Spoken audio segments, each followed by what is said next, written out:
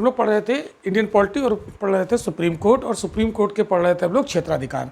तो पिछले वाले लेक्चर में हमने क्षेत्राधिकार पढ़े थे और उसमें अभी कुछ बाकी थे, तो वो हम इस लेक्चर में कवर करेंगे। तो ये न्यायपालिका पर हमारा 5वां लेक्चर है, जैसा कि आप स्क्रीन पर देख रहे होंगे।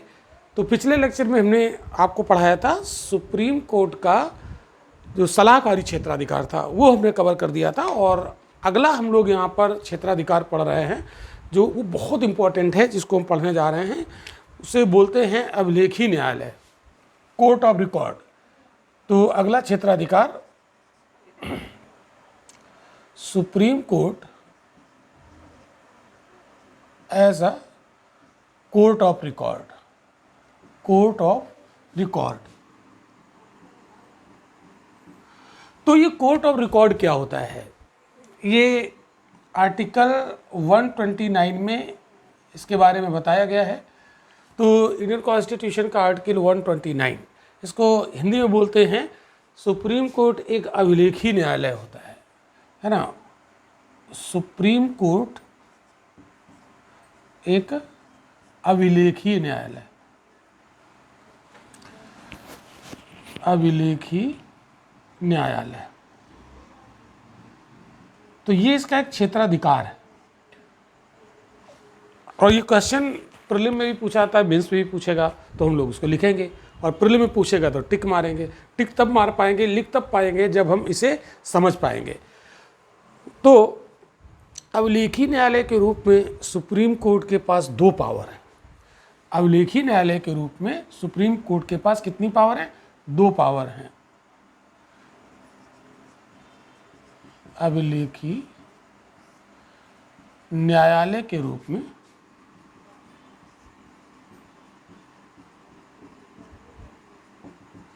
सुप्रीम कोर्ट के पास 2 शक्तियां।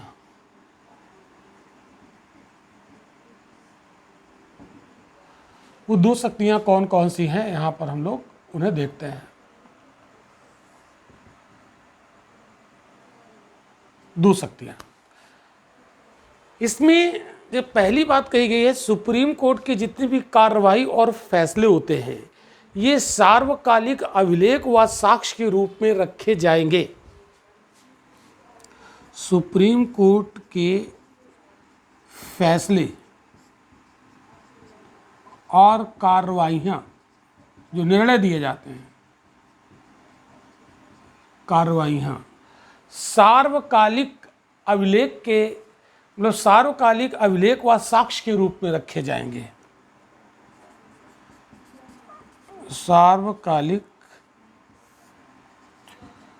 अभिलेख व साक्ष्य के रूप में रखे जाएंगे, रूप में रखे जाएंगे।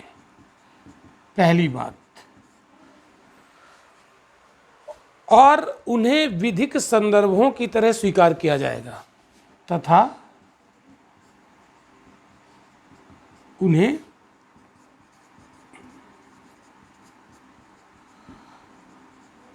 विधिक संदर्भों के रूप में स्वीकार किया जाएगा।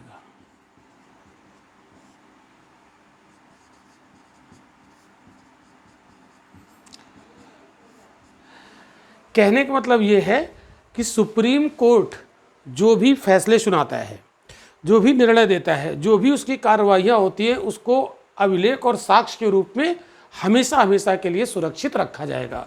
अब अभिलेख के रूप में मतलब उसको कहीं पर लिख के लिखित में रख दिया जाएगा। जैसे हम लोग कहते हैं अभिलेख, जैसे हमारे जो पुराने राजा थे प्राचीन काल में, मध्यकाल में, वो लोग क्या करते थे, जो आदेश पारित करते थे, जो घोषणाएं करते थे, उनको अभिलेख में लिखवा देते थे। वो पत्थर का भी हो सकता था, वो तांबे की सीट हो सकती थी, ठीक है, वो किसी मेटल का हो सकता था, और जैसे आयरन का, तो जैसे मेहरौली का जो आयरन पिलर है, जैसे अशोक के बहुत सारे पिलर हैं, तो उनकी जो घोषणाएं, जो निर्णय, जो आदेश होते थे वो उसमें लिख दिए जाते थे। और वो इतने ज़्यादा सुरक्षित होते थे कि उन्हें कोई मिटा नहीं सकता था, वो आज भी सुरक्षित हैं। तो इसी प्रकार सुप्रीम कोर्ट के द्वारा दिए गए फैसले, निर्णय, उनकी कार्रवाइयों को सार्वकालिक यानी हमेशा हमेशा के लिए एक अभिलेख व साक्ष्य के रूप में सुरक्षित रखा जाएगा और भारत में हर कोई उनके उन फैसलों को एक कानून के रूप में स्वीकार करेगा, विधिक रूप में स्वीकार करेगा। ठीक है, इतनी बात आपको समझ में आई। तो अभिलेखी न्यायालय का मतलब एक तो ये हो गया। तो अभिलेखी न्यायालय में दो शक्तियाँ हैं, एक पावर तो ये हो गई और दूसरी पावर ये है कि जैसे सुप्रीम कोर्ट के द्वारा जो भी फैसले सुनाए गए, जो भी निर्णय साक्ष्य के रूप में रखे गए, अगर उनकी कोई अवहेलना करता है, उन्हें मानने से मना करता है, तो ये सुप्रीम कोर्ट की आज्ञा की अवहेलना है। इसको बोलते हैं उच्चतम न्यायालय की अवमानना, कोर्ट ऑफ कंटेम्प्ट। क्या बोलते हैं? Court of contempt. तो अगर कोई इनके द्वारा दिए गए निर्णयों का अवमानना करता है तो सुप्रीम कोर्ट उसे दंडित करने की शक्ति रखता है। ये दूसरा पावर है। तो दूसरे पावर में यहाँ पर हम लोग लिख लेंगे, न्यायालय को अपनी अवमानना के लिए दंडित करने की शक्ति है।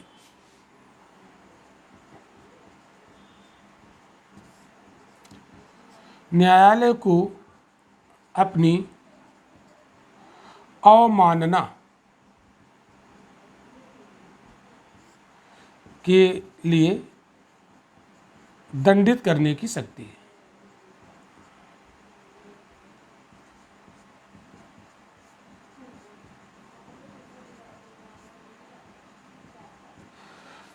क्लियर हो गई ये बात?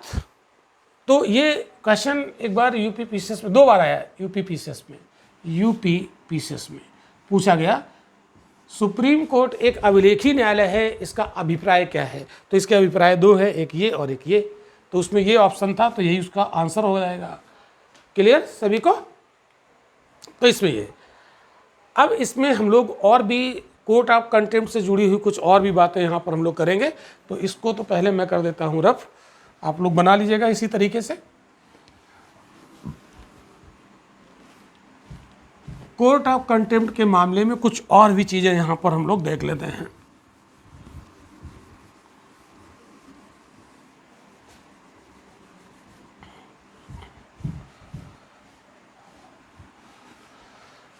तो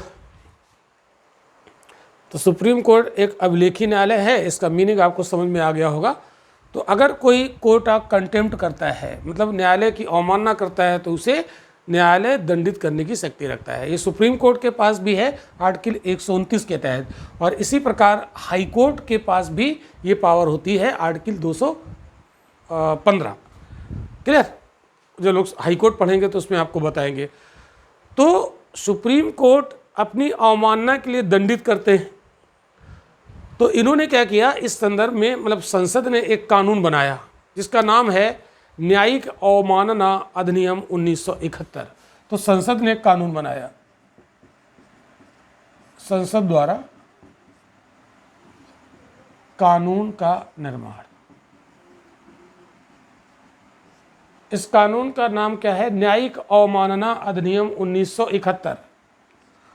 न्यायिक अवमानना अधिनियम 1971। इसको contempt of the court act, contempt of the court act 1971। तो कोई भी एक्ट है वो तो पार्लियामेंट बनाती है, ये तो तय है। तो इस अधिनियम के तहत कोई अगर पदासीन न्यायाधीश है, जिसको हम सिटिंग जज कहते हैं, उसको भी कोर्ट ऑफ कंटेम्प्ट के तहत सजा दी जा सकती है। तो इस अधिनियम के तहत, इस अधिनियम यानी कानून के तहत पदासीन जज,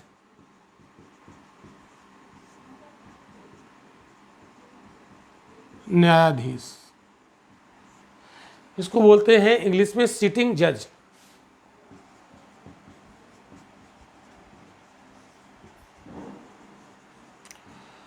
तो पदासीन जज भी अगर कोर्ट ऑफ कंटेम्प्ट का अपराध करते हैं तो उन्हें भी दंडित किया जा सकता है कोर्ट ऑफ कंटेम्प्ट के मामले में।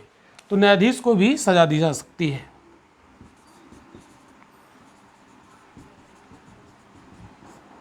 भी सजा दी जा सकती है, इस बात को भी आप याद रखिएगा। और अगर ये सजा दी जाती है तो क्या इस आधार पर किसी जज को अभी तक सजा सुनाई गई है? बिल्कुल सुनाई गई है। एक जज है CS Karnan, Calcutta high court के थे। तो उनका नाम यहाँ पर हम बता देते हैं, आप लोग उसे लिख लीजिएगा एग्जाम्पल के तौर पर।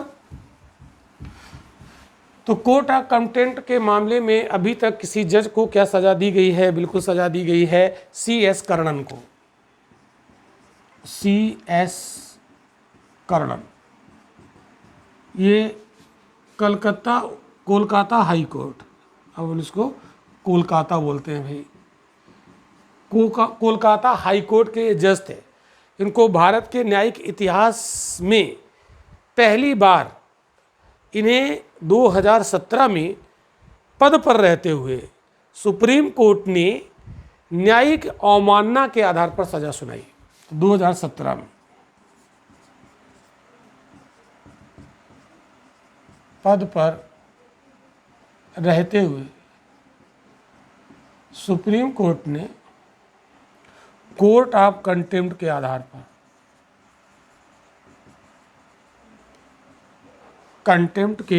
पर सजा सुनाई गई।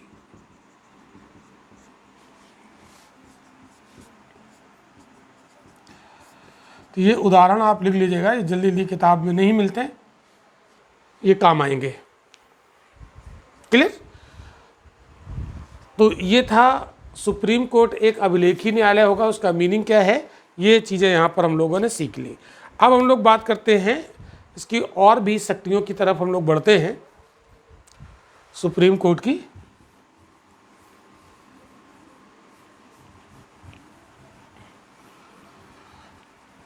अदर ज्यूरिसडिक्शन की तरफ चलते हैं।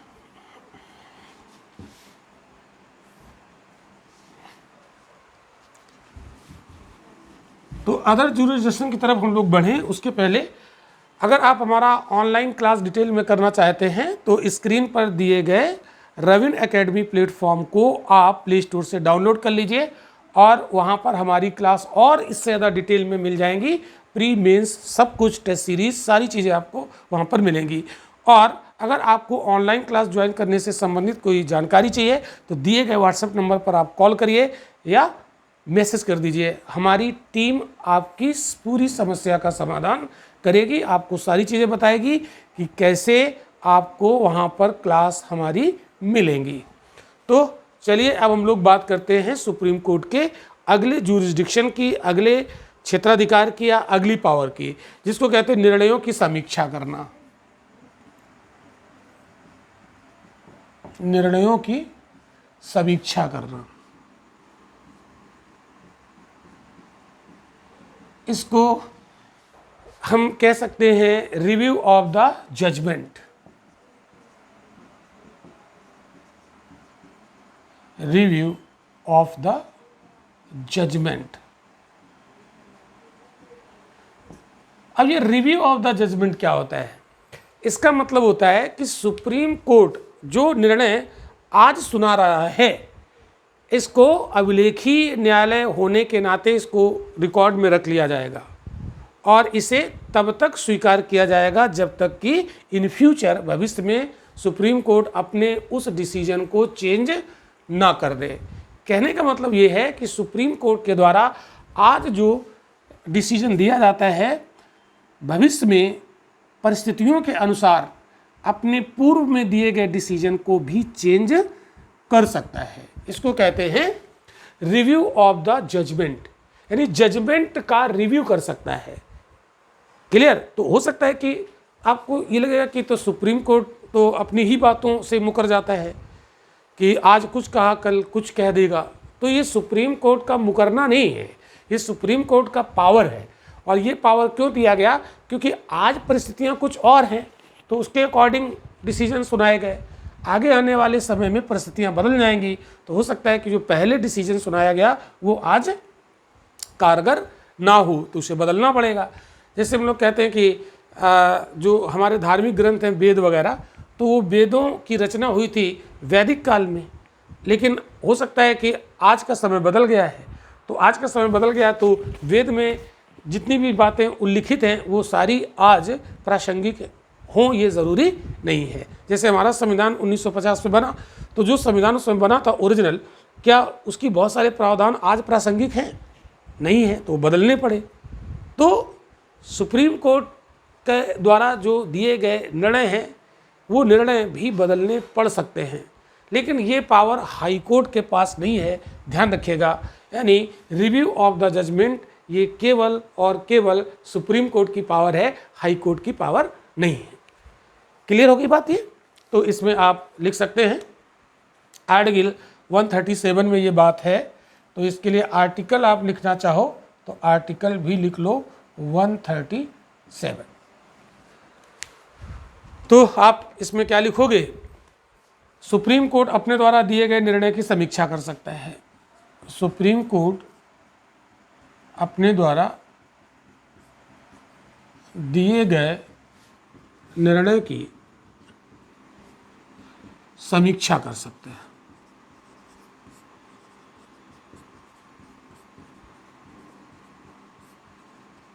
क्या अभी तक ऐसा किया है? ध्यान रखिएगा, यहाँ पर आप नोट में लिख लो, नोट में लिखो, ये शक्ति या विशेषाधिकार, क्षेत्राधिकार सिर्फ सुप्रीम कोर्ट के पास होता है। सुप्रीम कोर्ट के पास होता है। तो सिर्फ लिखा मतलब सिर्फ, मतलब सिर्फ केवल सुप्रीम कोर्ट के पास होता है, हाई कोर्ट के पास ये नहीं होता है। अगर ऐसा है तो क्या सुप्रीम कोर्ट ने कभी इसका प्रयोग किया है? बहुत बार प्रयोग किया है, आपको बता देते हैं। उदाहरण आप लिख सकते हो, जैसे बेरूबारी का जो केस था उसमें सुप्रीम कोर्ट ने कहा प्रस्तावना संविधान का अंग नहीं है। फॉर एग्जाम्पल बेरूबारी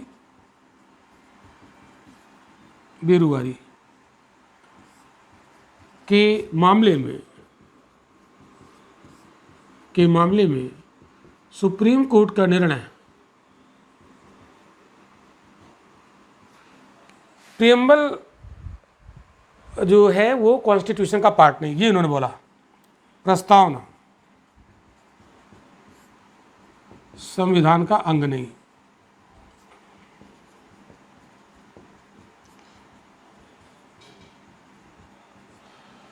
और जब प्रस्तावना संविधान का अंग नहीं है तो प्रस्तावना में संशोधन भी नहीं हो सकता, अमेंडमेंट भी नहीं हो सकता है, ये इन्होंने बोला माननीय सुप्रीम कोर्ट ने। लेकिन समय आने पर जो केशवानंदा भारती केस था 1973 में, उसमें इन्होंने अपने पहले के दिए गए डिसीजन को बदल दिया। तो केशवानंद भारती केस 1973 का, इसमें सुप्रीम कोर्ट ने अपने पूर्व के निर्णय का रिव्यू कर दिया, review of the judgment, review कर दिया और कहा, यानी पूर्व के निर्णय को उलट दिया, पूर्व के निर्णय को पलट दिया। और क्या कहा? प्रस्तावना संविधान का अभिन्न अंग है, integral part of the constitution, ये बोल दिया। प्रस्तावना संविधान का अभिन्न अंग है।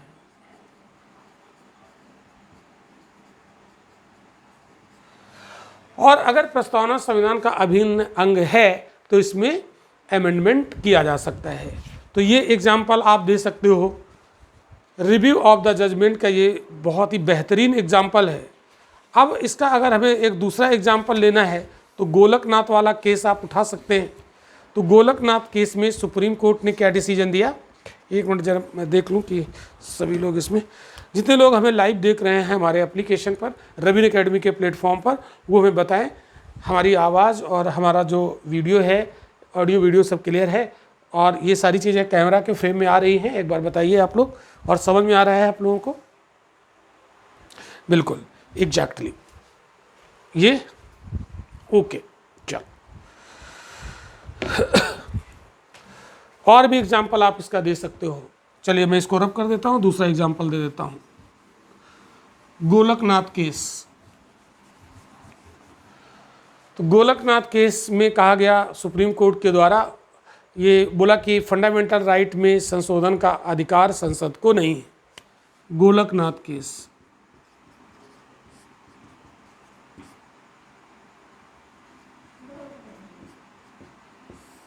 सुप्रीम कोर्ट का निर्णय, सुप्रीम कोर्ट का निर्णय, फंडामेंटल राइट में संशोधन नहीं किया जाएगा, संशोधन अमेंडमेंट नहीं होगा, यानी पार्लियामेंट फंडामेंटल राइट में संशोधन नहीं करेगी। वहीं पर केशवानंदा भारती केस में फिर इन्होंने इस निर्णय को उलट दिया। तो केशवानंद भारती बड़ा इंपॉर्टेंट केस, भारती केस, इसमें सुप्रीम कोर्ट ने बोला कि फंडामेंटल राइट में संशोधन हो सकता है, लेकिन संविधान का मौलिक ढांचा परिवर्तित नहीं होना चाहिए, जो basic structure of the constitution वो डिस्टर्ब नहीं होना चाहिए। अमेंडमेंट तो हो सकता है। तो क्या निर्णय दिया, फंडामेंटल राइट में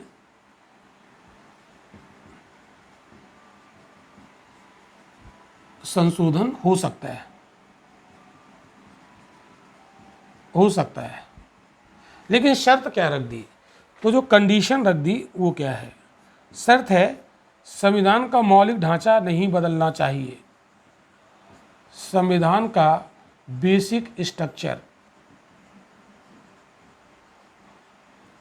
basic structure of the constitution में बदलाव नहीं होना चाहिए।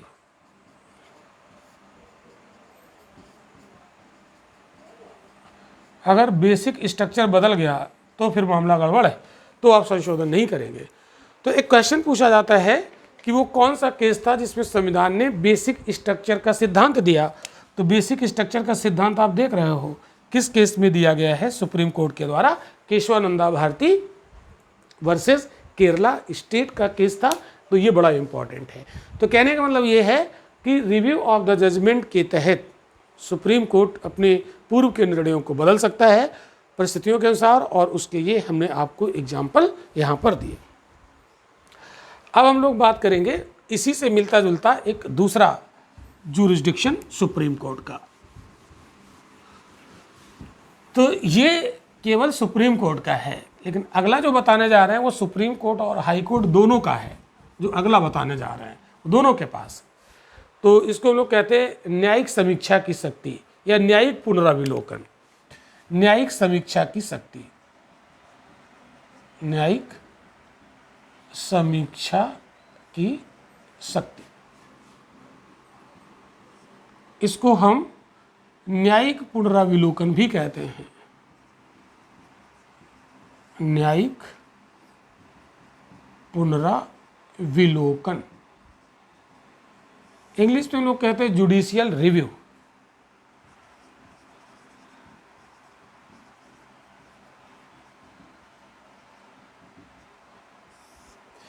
Judicial review. अब ये जुडिशियल रिव्यू का मतलब क्या है? जुडिशियल रिव्यू का मतलब भी आपको जानना ही पड़ेगा कि इसका मीनिंग क्या होता है। तो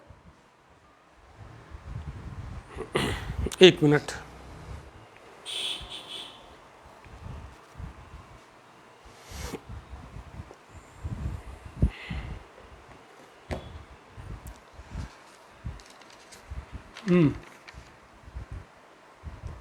ओके, गुड। चलो, तो देखो इसका मीनिंग क्या है। न्यायिक समीक्षा का मतलब क्या है, पहले तो ये समझ लो और फिर इसका अधिकार अपने आप में समझ में आ जाएगा। तो इसका अर्थ क्या है, अभिप्राय क्या है, अब ध्यान से समझना। जैसे मान लो संसद ने, विधायिका ने कोई लॉ बनाया, कोई कानून बनाया, या कार्यपालिका ने कोई आदेश पारित किया, तो विधायिका के द्वारा बनाया गया कानून और कार्यपालिका के द्वारा पारित किया गया कोई आदेश अगर वो संविधान की सीमाओं का उल्लंघन करता है तो सुप्रीम कोर्ट उन्हें नल एंड वाइड घोषित कर सकता है। मतलब उसको अवैधानिक, ठीक है, उसको असंवैधानिक घोषित कर सकता है ना, उसको इलीगल घोषित कर सकता है। ये राइट है सुप्रीम कोर्ट को। क्लियर हो गई बात? ओके, तो न्यायालय द्वारा विधायी अधिनियमों यानी विधायी अधिनियमों एवं कार्यपालिका के आदेशों की संवैधानिकता की जांच कर सकता है। तो इसका मतलब ये, इसका मीनिंग क्या है? सुप्रीम कोर्ट विधायी अधिनियमों, यानी हम इसको अपनी भाषा में समझें तो संसद के द्वारा बनाया गया कोई कानून, ठीक है, आप यहाँ पर विधि लिख दो, कानून। ये तो संविधान में किताबों में इस टाइप के टर्म यूज़ किए जाते हैं तो वो हम लोग भी यूज़ कर लेते हैं, लेकिन इसका मतलब क्या है? संसद द्वारा बनाया गया कानून। और कार्यपालिका के आदेशों की संवैधानिकता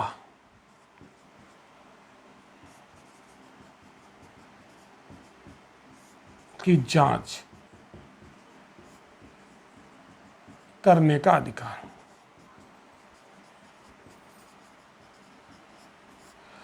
तो सुप्रीम कोर्ट के पास ये राइट है। क्लियर हो गई इतनी बात? तो ये पावर बड़ी इंपॉर्टेंट है। क्यों? इसकी क्यों ज़रूरत पड़ती है? ज़रूरत इसलिए पड़ती है कि कार्यपालिका और विधायिका अपनी मनमानी ना करें। अब जैसे मान लो कानून बनाने का राइट किसको है? विधायिका को। तो विधायिका विधायिका अपना मनमानी कानून बना देगी? नहीं ना, संविधान जितना अलाउ करेगा उतना ही तो कानून बनाएगी, यानी संविधान के दायरे में रह के कानून बनाएगी। लेकिन अगर विधायिका ने कानून बनाया तो वो कानून संविधान के दायरे में है कि नहीं है, ऐसा तो नहीं हो कि एक्स्ट्रा कॉन्स्टिट्यूशनल हो गया, यानी संविधान के दायरे का उसने उल्लंघन कर दिया, वायलेशन कर दिया। तो ये कौन चेक करेगा?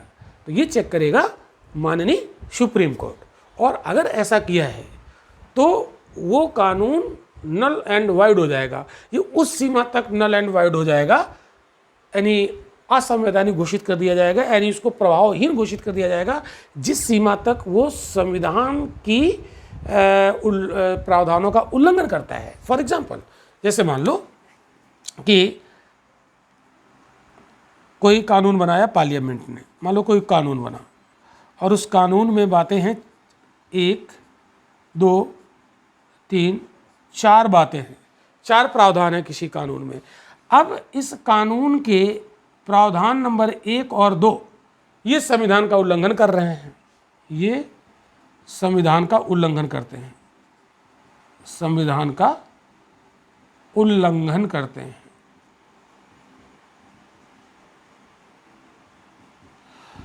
तो सुप्रीम कोर्ट इसकी जांच करेगा और सुप्रीम कोर्ट ने पाया कि इस कानून का, कोई पर्टिकुलर कानून जो पार्लियामेंट ने बनाया है, उसका प्रोविजन नंबर 1 और 2 संविधान का वायलेशन कर रहा है।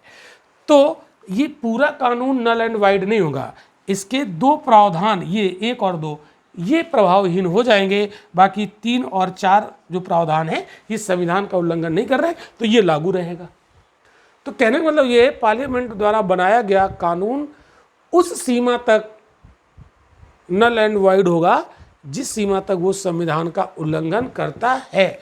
ये आर्टिकल 13 में ऐसी बात लिखी, यानी आर्टिकल 13 ये कहता है कि पार्लियामेंट, आर्टिकल 13 में स्पेशली जो बात लिखी वो मैं आपको बता देता हूँ।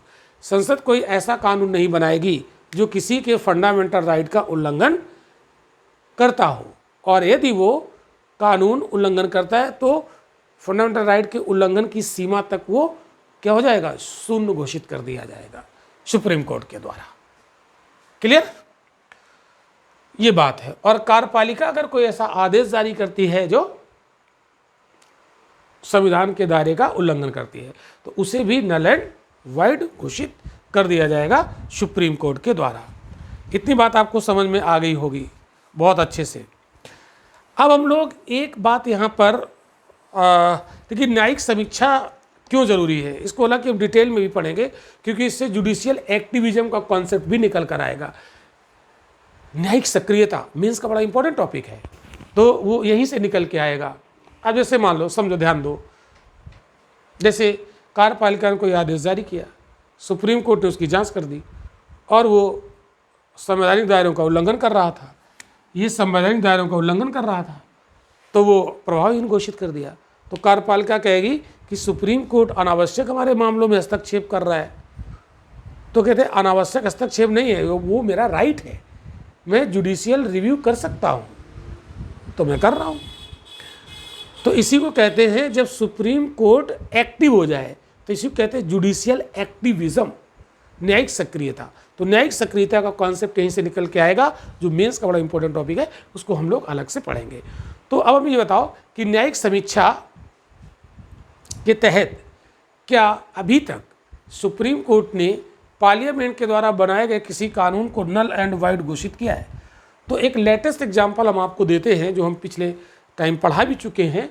सुप्रीम कोर्ट में न्यायाधीशों की नियुक्ति के लिए जो कॉलेजियम सिस्टम था, उसको चैलेंज किया गया था और कहा गया था कि कॉलेजियम सिस्टम को हटा दिया जाए और उसमें एनजेक, है ना, राष्ट्रीय न्यायिक नियुक्ति आयोग बनाया जाए और वो राष्ट्रीय न्यायिक नियुक्ति आयोग की सलाह से सुप्रीम कोर्ट में जजेस की नियुक्ति की जाए। तो ये सीधे सीधे न्यायपालिका के कार्यों में कार्यपालिका का हस्तक्षेप था।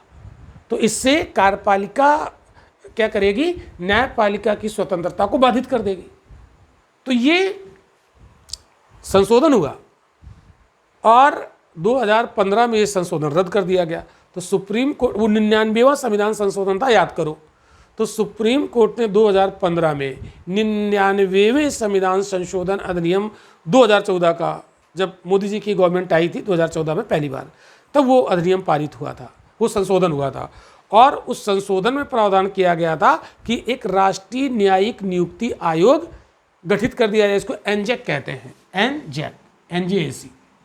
तो एनजेक के गठन का प्रावधान किया गया था 99वां संविधान संशोधन अधिनियम 2014। इसमें क्या प्रावधान किया गया था, एनजेक की स्थापना की जाए और कॉलेजियम सिस्टम खत्म किया जाए और इसी राष्ट्रीय न्यायिक नियुक्ति आयोग की सिफारिश से सुप्रीम कोर्ट में जजों को नियुक्त किया जाए। तो सुप्रीम कोर्ट ने कहा कि ये, सुप्रीम कोर्ट ने क्या डिसीजन दिया कि ये एनजेक जो है ये संवैधानिक दायरों का उल्लंघन कर रहा है, इसलिए इसे नल एंड वाइड में घोषित करता हूँ। तो इसलिए जो राष्ट्रीय न्यायिक नियुक्ति आयोग था, इसको असंवैधानिक घोषित कर दिया गया सुप्रीम कोर्ट के द्वारा 2015 में। तो सुप्रीम कोर्ट के पास ये एक बहुत ही इम्पोर्टेंट पावर है, जिससे ना तो संसद और ना ही कार्यपालिका अपनी मनमानी नहीं कर सकती है। क्लियर? तो जो ये जुडिशियल रिव्यू का कॉन्सेप्ट है, न्यायिक पुनरावलोकन, ये जो अवधारणा है, हमने ये अमेरिकन कॉन्स्टिट्यूशन से इसे एडॉप्ट किया है। ये प्रीलिम का एक फैक्ट है कि इसे हमने कहाँ से एडॉप्ट किया है, तो ये अमेरिका के कॉन्स्टिट्यूशन से इसको हमने एडॉप्ट किया है। अब जो न्यायिक समीक्षा है, इसका क्या इम्पोर्टेंस है, इस पर भी हम लोग चर्चा कर लेते हैं। तो इसका इम्पोर्टेंस हम लोग समझें, लेकिन उसके पहले एक बात और आपको बता देते हैं, अभी भी याद आ गया, तो एक बात हम आपको और बता देते हैं न्यायिक समीक्षा से जुड़ी हुई, फिर इसकी इम्पोर्टेंस की चर्चा हम लोग अभी करेंगे। तो वो बात क्या है, एक्चुअल में एक न्यायमूर्ति थे सैयद शाह मोहम्मद कादरी। इन्होंने बोला कि न्यायिक समीक्षा को 3 कोटियों में क्लासीफाइड किया जा सकता है, 3 क्लास इसके हो सकते हैं। तो न्यायमूर्ति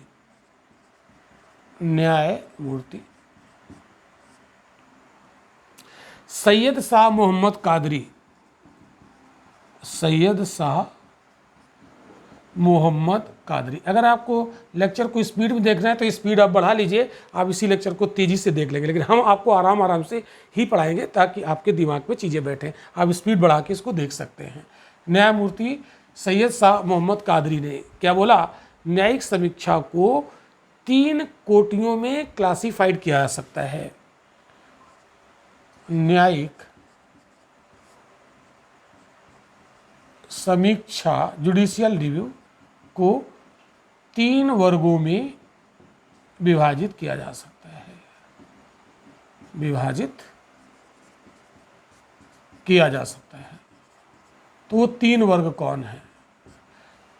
तो पहला इन्होंने कहा कि संवैधानिक संशोधन की न्यायिक समीक्षा हो सकती है, संवैधानिक संशोधन की न्यायिक समीक्षा, संवैधानिक संशोधन की न्यायिक समीक्षा।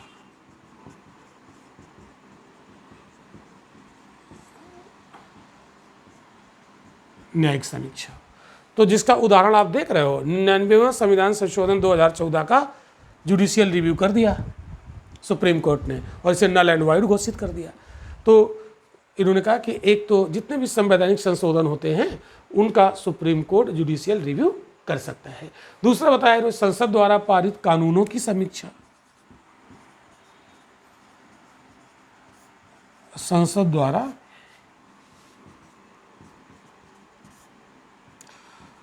पारित कानूनों की समीक्षा। तो संसद जो भी कानून पारित करती है, जो भी लॉ बनाती है, तो उसकी संवैधानिकता की जांच सुप्रीम कोर्ट कर सकते हैं। तीसरा बताया संघ और राज्य एवं राज्य के अधीन जितने भी प्राधिकारी हैं उनके द्वारा जो भी प्रशासनिक कार्यवाही की जाती है, यानी प्राधिकारियों द्वारा प्रशासनिक कार्यवाही, प्राधिकारियों द्वारा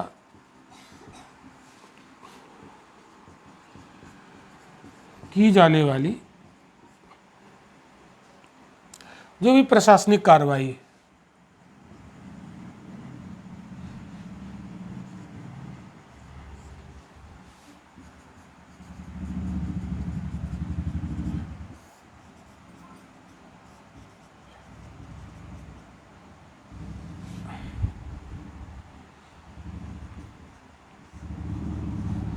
की न्यायिक समीक्षा की जाएगी। ये न्यायिक समीक्षा की जाएगी। क्लियर? तो न्यायमूर्ति सैयद शाह मोहम्मद कादरी ने बताया कि न्यायिक समीक्षा को हम 3 कैटेगरी में रख सकते हैं। तो न्यायिक समीक्षा का मतलब क्या हुआ? न्यायिक समीक्षा की शक्ति क्या हुई कि केंद्र व राज्य, मतलब चाहे वो केंद्र के स्तर का मामला हो चाहे वो राज्य के स्तर का मामला हो, तो केंद्र व राज्य दोनों स्तरों पर विधायी व कार्यकारी आदेशों की संवैधानिकता की जांच की जा सकती है सुप्रीम कोर्ट के द्वारा। क्लियर ये बात? अब इसका इम्पोर्टेंस क्या है, न्यायिक समीक्षा का क्या है महत्व, तो इसका इम्पोर्टेंस भी देख लेते हैं। थोड़ा सा हल्का से इसको देख लेंगे, बाकी चीज़ें हम लोग मेंस के क्लासेस में पढ़ेंगे, सो डिटेल में मेंस वाले में पढ़ेंगे। ओके, तो न्यायिक समीक्षा का इम्पोर्टेंस क्या है, महत्ता। एक तो महत्ता आप यही लिख सकते हो, बता सकते हो कि संसद अपनी मनमानी कानून नहीं बना सकते, अपनी मनमर्जी का कानून नहीं बना सकते। इसका मतलब संसद द्वारा बनाए गए कानून एब्सोल्यूट नहीं होते हैं, आत्यंतिक नहीं होते हैं। आत्यंतिक का मतलब होता है कि बिना किसी सीमा के कानून बना दे, ऐसा नहीं है। सुप्रीम कोर्ट तुरंत उसकी जांच कर देगा। तो संविधान की सर्वोच्चता के सिद्धांत को बनाए रखने के लिए ये बहुत ज़रूरी है। तो पहला महत्व, संविधान की सर्वोच्चता को बनाए रखने में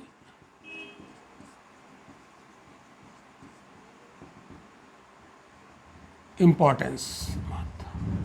तो इससे ये पता चल रहा है कि संविधान सर्वोच्च है। एक चीज़ याद रखिएगा, भारत में ना तो न्यायपालिका सर्वोच्च है और ना ही पार्लियामेंट सर्वोच्च है। तो सर्वोच्च कौन है भारत में? कॉन्स्टिट्यूशन सर्वोच्च है, सुप्रीम है। जबकि अमेरिका में न्यायालय सर्वोच्च है, न्यायपालिका सर्वोच्च है, और ब्रिटेन में पार्लियामेंट सर्वोच्च है। लेकिन इंडिया में कॉन्स्टिट्यूशन सर्वोच्च है। इसका मतलब कॉन्स्टिट्यूशन के बाहर कुछ भी नहीं है। अगर संसद कॉन्स्टिट्यूशन से बाहर कानून बना देती है, कॉन्स्टिट्यूशन के दायरे का उल्लंघन कर देती है, तो सुप्रीम कोर्ट को पावर है कि उस कानून को जीरो कर दे। इसका मतलब है कि संसद कानून बनाने के मामले में संविधान का उल्लंघन नहीं कर सकती। यानी संविधान सर्वोच्च है, इससे ये पता चल रहा है संविधान के दायरे से बाहर नहीं जा सकते हैं। तो न्यायिक समीक्षा का ये पहला महत्व यानी इम्पोर्टेंस है कि संविधान की सर्वोच्चता इससे स्थापित होती है। दूसरी बात अगर हम लोग यहाँ पर करें तो नागरिकों के मूल अधिकारों की रक्षा के लिए भी जरूरी है। नागरिकों के फंडामेंटल राइट्स की सुरक्षा के लिए भी जरूरी है। सुरक्षा के लिए जरूरी है। अब देखो, जैसे मान लो अभी मैंने आपको एग्जांपल दिया था ना, आर्टिकल 13 क्या कहता है?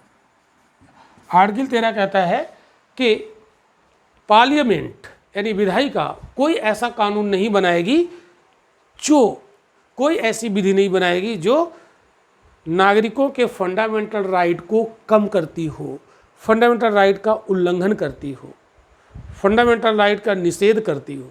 ऐसा कोई कानून नहीं बनाएगी। तो अगर ऐसा कोई कानून बनाती है तो सुप्रीम कोर्ट उस कानून को क्या कर देंगे? Null and void. तो इससे नागरिकों के फंडामेंटल राइट की सुरक्षा होती है। अगर सुप्रीम कोर्ट को ये पावर ना होती जुडिशियल रिव्यू की, तो पार्लियामेंट ऐसा लॉ बना देती जिससे फंडामेंटल राइट का वायलेशन हो जाता और हम कुछ कर ही नहीं सकते थे। इसका मतलब है न्यायिक समीक्षा का जो शक्ति सुप्रीम कोर्ट को दी गई है, जो न्यायपालिका को दी गई है, वो नागरिकों के फंडामेंटल राइट को सुरक्षित रखने के लिए भी बहुत ज़रूरी होती है। इतनी बात समझ में आ गई? चलो और देखो क्या है, ये संघीय संतुलन बनाए रखने के लिए भी ज़रूरी है। संघीय संतुलन,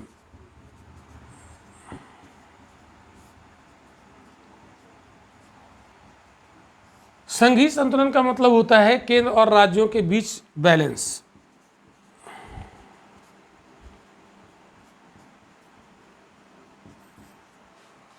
राज्यों के बीच संतुलन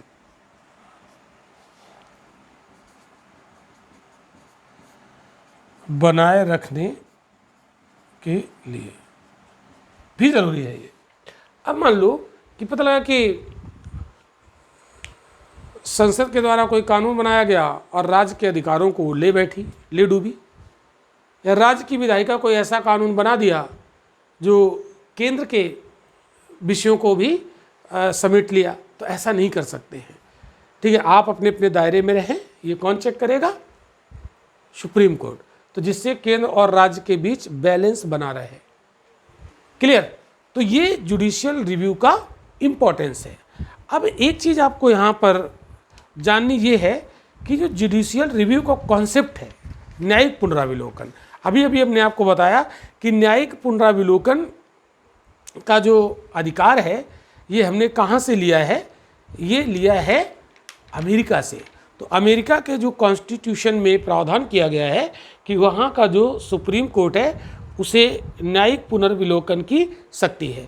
तो हमने भी सोचा, हमारे भी संविधान निर्माताओं ने सोचा कि ये तो बहुत अच्छी बात है, तो हम अपने संविधान में इसको रख लेते हैं। तो कहाँ से लिया? अमेरिका से। इसका मतलब इसका जन्मदाता कौन है? इसका जनक कौन है? तो जनक कौन है? तो जनक है अमेरिका। तो पहला मामला न्यायिक पुनर्विलोकन का अमेरिका में आया था 1803 में।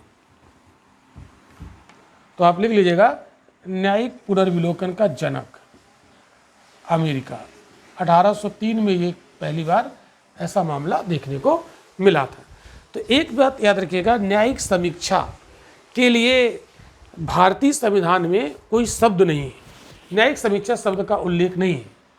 तो भारतीय संविधान में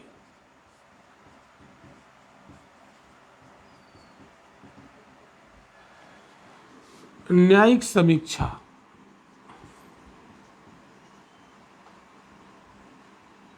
जुडिशियल रिव्यू शब्द का उल्लेख नहीं, उल्लेख नहीं। तो अगर आपसे यूपीएससी प्रीलिम में पूछ दे, कंसीडर द फॉलोइंग स्टेटमेंट में क्वेश्चन है कि निम्नलिखित कथनों पर विचार कीजिए, और उसने पहला एक स्टेटमेंट दे दिया, भारतीय संविधान में न्यायिक समीक्षा शब्द का उल्लेख किया गया है। तो याद रखिएगा, नहीं किया गया है। तो बहुत सारे लोगों को, अगर उन्होंने पढ़ा नहीं ध्यान से, तो लोगों के न्यायिक समीक्षा का अधिकार तो सुप्रीम कोर्ट को है, इसका मतलब ये संविधान में इस शब्द का उल्लेख हुआ होगा, लेकिन नहीं हुआ नहीं है। इस बात को याद रखिएगा। यही तो सब चीज़ें ध्यान देने वाली हैं। जब हम किताब पढ़ें या किसी के क्लास को अटेंड करें, तो यही सारी बातें वहाँ पर हमें जाननी रहती हैं। तो इस पे आप लोग ज़रूर फोकस कीजिएगा।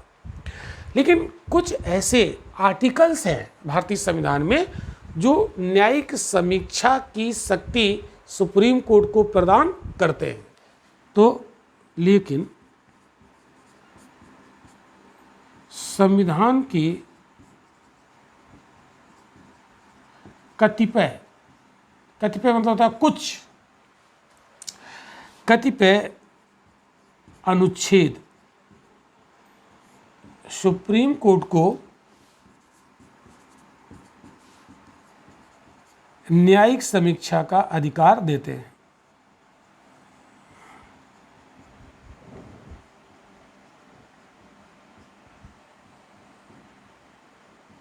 अधिकार देते हैं। तो वो कौन कौन से आर्टिकल्स हैं वो हमें खोजने पड़ेंगे। यानी भारतीय संविधान के कौन कौन से अनुच्छेद हैं जो सुप्रीम कोर्ट को न्यायिक समीक्षा का राइट उपलब्ध कराते हैं।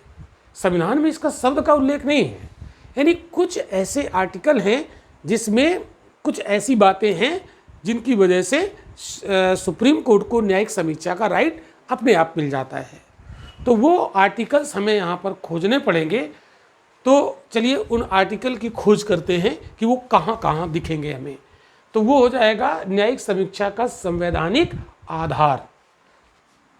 तो न्यायिक समीक्षा का संवैधानिक आधार यहाँ पर हम लोग देखेंगे।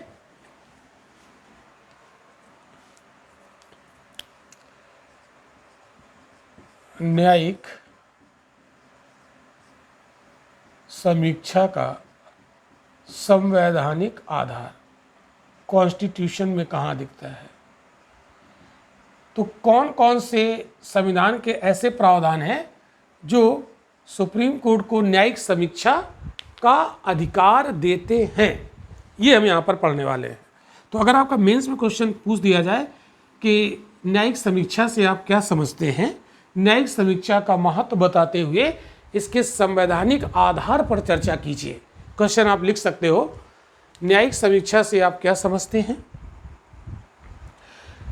न्यायिक समीक्षा से आप क्या समझते हैं, नोट कर लीजिए। इसकी महत्ता को बताते हुए इसके संवैधानिक आधार का वर्णन कीजिए। ये क्वेश्चन आपसे पूछ ले, या यहीं से क्वेश्चन निकलेगा, जुडिशियल रिव्यू से क्वेश्चन निकलेगा। जुडिशियल रिव्यू से एक और क्वेश्चन निकलता है जिसको जुडिशियल एक्टिविज्म कहते हैं, उसको हम लोग मेंस वाले कक्षा में कवर करेंगे। तो न्यायिक समीक्षा का संवैधानिक आधार हमें ढूंढना है। तो अगर हम लोग बात करें आर्टिकल 13 की, तो वो नहीं है क्या? बिल्कुल है। आर्टिकल 13 क्या कहता है भैया? आर्टिकल 13 अभी भी तो बताया था। आर्टिकल 13 क्या कहता है? संसद यानी विधायिका कोई ऐसा कानून नहीं बनाएगी जो नागरिकों के फंडामेंटल राइट का वायलेशन करती हो, उल्लंघन करती हो। अगर ऐसा कानून बना दिया तो सुप्रीम कोर्ट उसकी क्या करेगा? जांच करेगा। तो सुप्रीम कोर्ट को संसद द्वारा बनाए गए कानून की जांच करने का अधिकार देता है आर्टिकल 13, और जांच करने का अधिकार ही तो न्यायिक समीक्षा है। तो आर्टिकल 13 में लिखा नहीं है कहीं पर सीधे सीधे न्यायिक समीक्षा, कहीं नहीं लिखा है। लिखा क्या है? यदि संसद ऐसा कोई कानून बनाती है जो नागरिकों के फंडामेंटल राइट का उल्लंघन करते हैं, तो वो कानून उस सीमा तक सुप्रीम कोर्ट के द्वारा नल एंड वाइड घोषित कर दिए जाएंगे जिस सीमा तक वो फंडामेंटल राइट्स का उल्लंघन करती है। तो सुप्रीम कोर्ट उसे नल एंड वाइड करेगा। इसका मतलब सुप्रीम कोर्ट पहले उसकी जांच तो करेगा ना कि वो फंडामेंटल राइट का उल्लंघन कर रहे हैं कि नहीं कर रहे हैं। तो न्यायिक समीक्षा का राइट मिल रहा है ना आर्टिकल 13 से। तो ये आर्टिकल 13 सुप्रीम कोर्ट के न्यायिक समीक्षा के अधिकार का संवैधानिक आधार है। नेक्स्ट आर्टिकल 32, देखो आर्टिकल 32 भी तो ये राइट देता है सुप्रीम कोर्ट को। कैसे, समझो भाई कैसे देता है। आर्टिकल 32 क्या कहता है, अगर हम लोग फंडामेंटल राइट पर नज़र डालें तो आर्टिकल 32 कहता है फंडामेंटल राइट के संवैधानिक उपचारों का अधिकार, constitutional remedies of fundamental right. तो आर्टिकल 32 में लिखा है कि अगर, बहुत ध्यान से समझना, आर्टिकल 32 में लिखा है, अगर एक लाइन पढ़ें तो क्या लिखा है, संवैधानिक उपचारों का अधिकार, मतलब मूल अधिकारों के संवैधानिक उपचारों का अधिकार, कॉन्स्टिट्यूशनल रिमेडीज है। अगर किसी के फंडामेंटल राइट का उल्लंघन होता है तो आर्टिकल 32 में उसका उपचार के बारे में बताया गया, इलाज, उसका इलाज क्या है ना। जैसे विवाद हो जाते हैं तो डॉक्टर के पास जाते हैं, तो फंडामेंटल राइट का उल्लंघन हो गया तो हम आर्टिकल 32 के तहत कहाँ जाएंगे, सुप्रीम कोर्ट जाएंगे, नहीं कहाँ जाएंगे। तो आर्टिकल 32 के तहत कहाँ जाएंगे भाई, फंडामेंटल राइट के उल्लंघन के मामले में, उल्लंघन के मामले में हम डायरेक्ट सुप्रीम कोर्ट जाएंगे, जाने का अधिकार स्वयं फंडामेंटल राइट है, स्वयं फंडामेंटल राइट है। तो भैया अगर कोई ऐसा कानून बना या कोई या राज्य ने फंडामेंटल राइट का उल्लंघन कर दिया तो हम कहाँ चले जाएंगे, सुप्रीम कोर्ट। सुप्रीम कोर्ट पहुँच जाएंगे और वहाँ कर देंगे शिकायत। कैसे शिकायत करेंगे उसका अपना एक तरीका है, वो प्रक्रिया है, ठीक है। तो जब सुप्रीम कोर्ट पहुँचेंगे तो सुप्रीम कोर्ट तुरंत जांच कर देंगे। कार्यपालिका ने या मतलब राज्य ने फंडामेंटल राइट का उल्लंघन किया तो सुप्रीम कोर्ट उसकी जांच करेंगे, और जांच करना ही तो जुडिशियल रिव्यू है। तो कार्यपालिका ने कोई ऐसा आदेश या राज्य ने कोई ऐसा आदेश जारी किया और उस आदेश की वजह से नागरिकों के फंडामेंटल राइट का उल्लंघन हो गया, तो वो नागरिक चले गए सुप्रीम कोर्ट के पास, सुप्रीम कोर्ट ने तुरंत जांच कर दी। तो जांच करना ही तो जुडिशियल रिव्यू है, क्लियर। तो आर्टिकल 32 भी सुप्रीम कोर्ट को जुडिशियल रिव्यू का राइट देता है, क्लियर होगी बात। अब हम लोग बात करते हैं आर्टिकल 31। ऐसे आर्टिकल खोज लो, कौन कौन से आर्टिकल होंगे इनको खोज लो। तो ऐसे आर्टिकल 131 याद करो, आर्टिकल 131।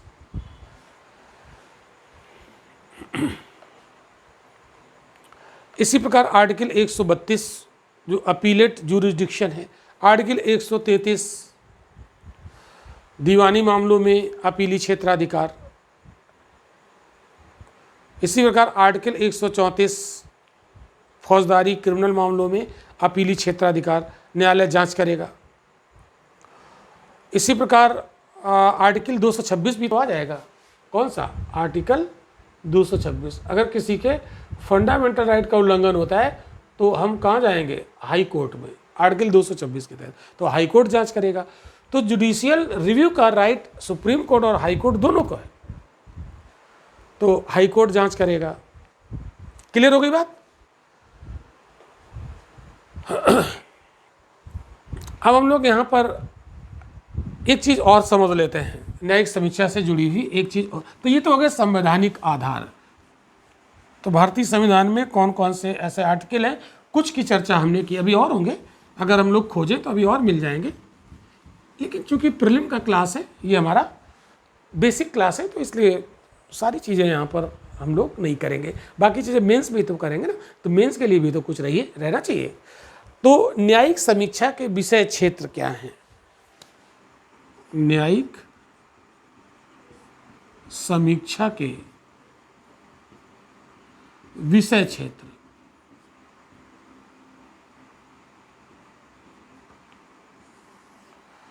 न्यायिक समीक्षा के विषय क्षेत्र, तो किसी विधायी अधिनियम अथवा कार्यपालिका आदेश की संवैधानिकता को सुप्रीम कोर्ट या हाई कोर्ट्स 3 आधारों पर चुनौती दे सकते हैं। तो मैंने क्या बोला, किसी विधायी अधिनियम मतलब कानून, विधायी अधिनियम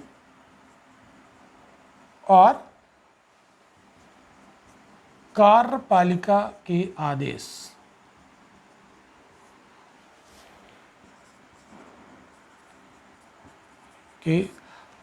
को मतलब आदेश की संवैधानिकता की वैधता को मतलब कार्यपालिका आदेश की संवैधानिक वैधता को या संवैधानिकता को, एक ही चीज़ है, 3 आधारों पर चुनौती दी जाती है।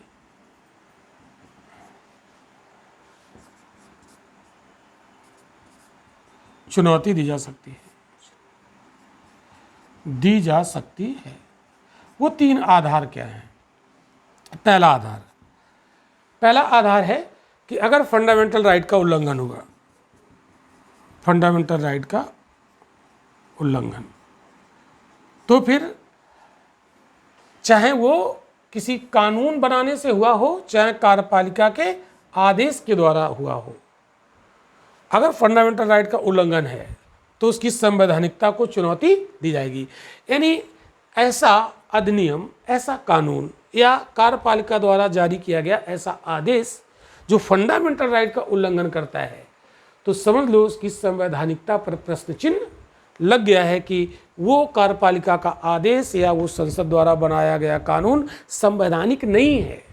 तो इसी के आधार पर न्यायिक समीक्षा की जाएगी। तो न्यायिक समीक्षा का विषय ये एक हो गया, फंडामेंटल राइट का उल्लंघन न्यायिक समीक्षा का एक विषय है, यानी इस आधार पर न्यायिक समीक्षा की जाएगी।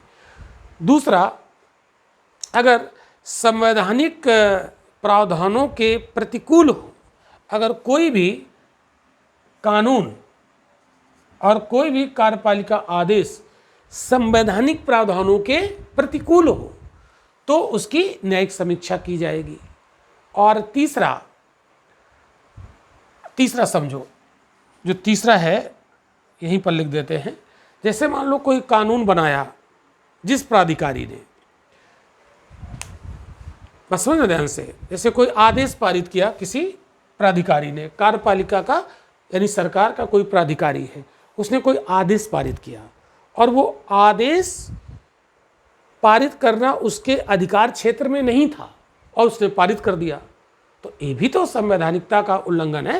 ये भी तो संविधान के अकॉर्डिंग क्या सही है? तो संविधान क्या कहता है, जिसका जो राइट है वही वह काम करेगा। और ऐसे प्राधिकारी ने कोई आदेश पारित कर दिया जो उसके अधिकार क्षेत्र से बाहर का था, तो उसकी भी वो भी न्यायिक समीक्षा के दायरे में आ जाएगा। इतनी बात क्लियर हो गई? ओके, तो ये थी न्यायिक समीक्षा पर एक लंबी चर्चा। अब हम लोग बात करते हैं सुप्रीम कोर्ट की और भी क्षेत्राधिकार हैं, कुछ अन्य क्षेत्राधिकार हैं, उनको भी हम लोग देख लेते हैं। तो अन्य शक्तियां जो सुप्रीम कोर्ट की हैं उसको भी हमें देखना चाहिए। तो जल्दी से हम लोग फटाफट उसको भी देखते हैं, लेकिन उसके पहले 1 मिनट, हाँ अभी 5 मिनट में उसको भी देखते हैं और क्लास को ओवर कर देंगे। अन्य क्षेत्राधिकार सुप्रीम कोर्ट के या अन्य शक्तियां, तो न्यायिक पुनर्विलोकन काफी बड़ा था और बहुत इंपॉर्टेंट भी है।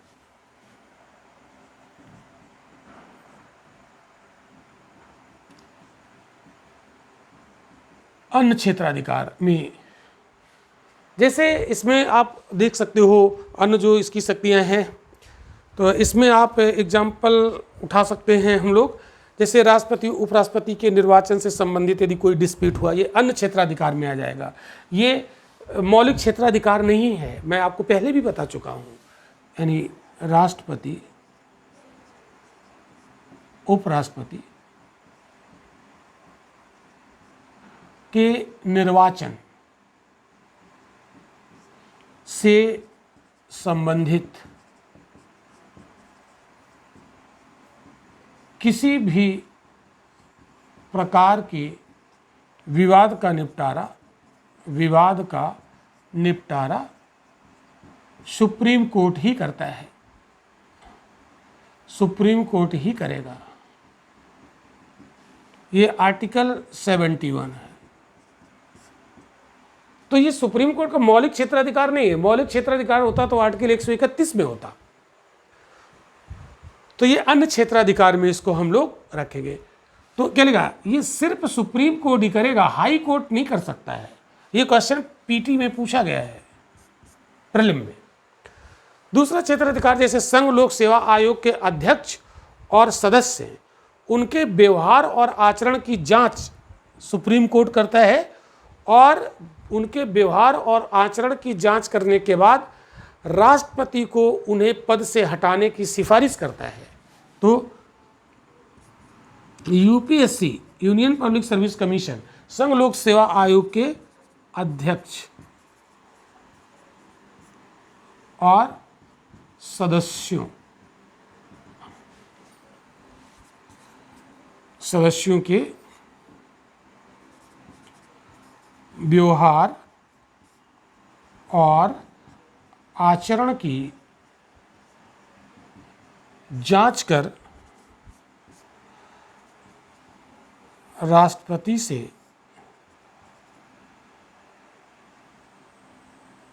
उनको उनके पद से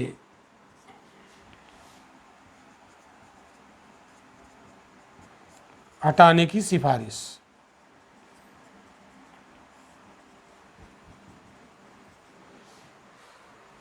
क्लियर?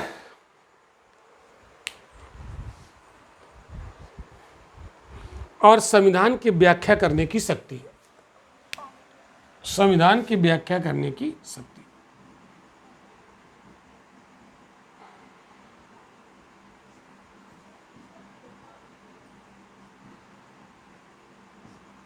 तो ये थी सुप्रीम कोर्ट की शक्तियां और उसके अधिकार क्षेत्र, जिसको हमने बहुत ही डिटेल में कवर किया है। तो आज लेक्चर यहीं तक, मिलते हैं हम लोग अगले लेक्चर में नए टॉपिक के साथ। Thank you.